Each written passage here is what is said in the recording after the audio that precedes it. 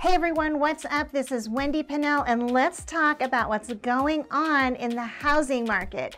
Over the past 2 years, prices for everything from rent to lumber have been skyrocketing.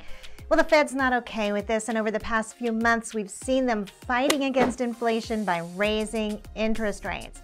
Well, according to Fortune magazine, the Fed's attack plan on inflation seems to be working. Mortgage rates have already pushed the national housing market into what they consider to be a housing correction. Now, most economists believe this cooling isn't going to bring us back into another 2008 style market crash, but it does increase chances that certain markets may see some pretty steep home price declines. Now, Fortune magazine wanted to know which housing markets are at highest risk for a crash. So they teamed up with Home LLC. They built an algorithm using 14 metrics, including building permits, delinquency rates, to determine what regions might be most susceptible in case there's a market crash. Then they took those findings and they grouped them together into 3 categories. Okay, you have your low risk, your moderate risk, and your high risk. Now, obviously, your high risk is going to be the worst off in the event of a strong market crash. Now, of the 100 largest housing markets in America, 23 were placed into a low risk category.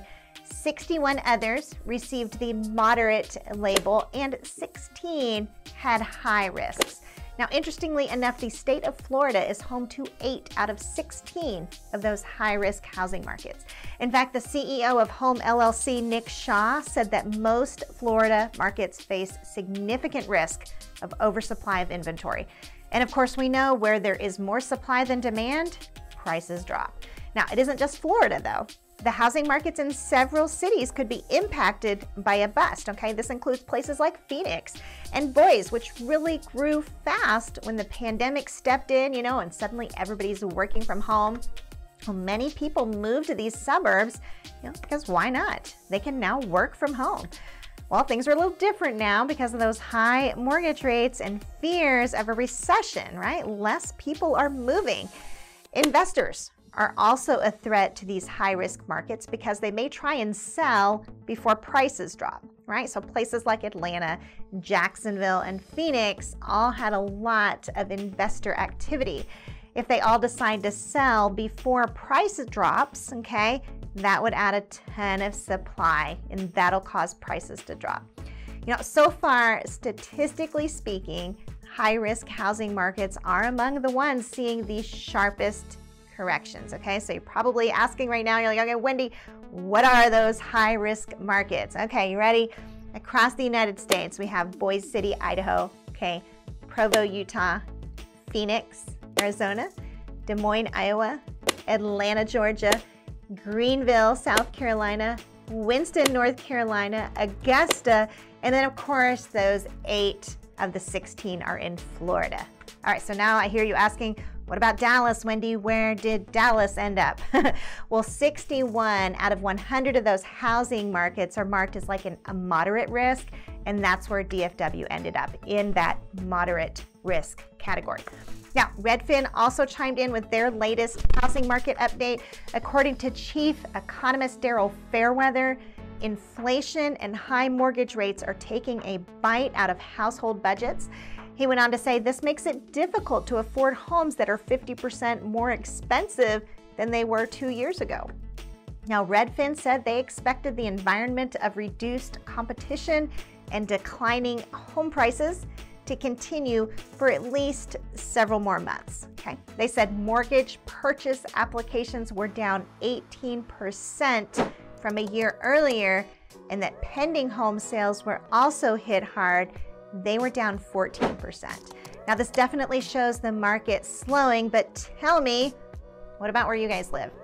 Are markets slower? What is the market like where you guys are? All right, well, let me tell you what we're seeing in Dallas, okay? If we drill all the way down to Home in Dallas, Texas level, in the past 3 days, okay, we've met with 2 seller buyers, 1 seller, and 2 relocating buyers.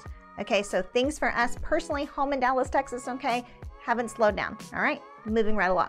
All right, bringing it out to the Dallas-Fort Worth level. Okay, we come out a little bit. Today's data showed 372 price decreases. Okay, now what's significant is only 22% of those are under 350,000. Okay, which brings me to this kind of twilight zone effect. Okay, that we're witnessing in Dallas.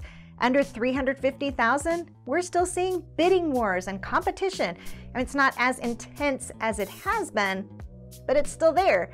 And then as prices go up, we steadily see like the market tilt in favor of the buyer. So we go from it being like a really strong seller's market, and then the next thing you know, it's a buyer's market. So it's kind of, and it's also, you know, micro-local, right? Because what's affordable in one area may not be affordable in another.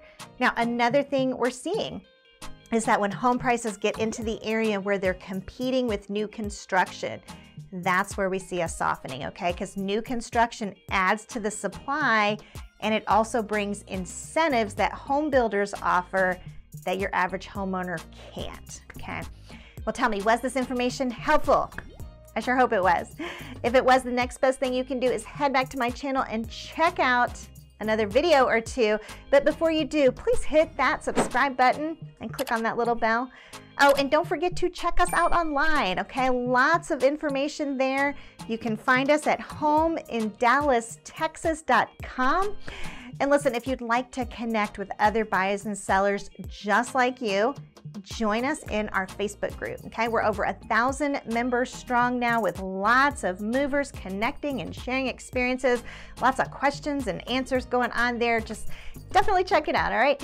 In the meantime, listen, thank you so much for watching, and hey, have a great day.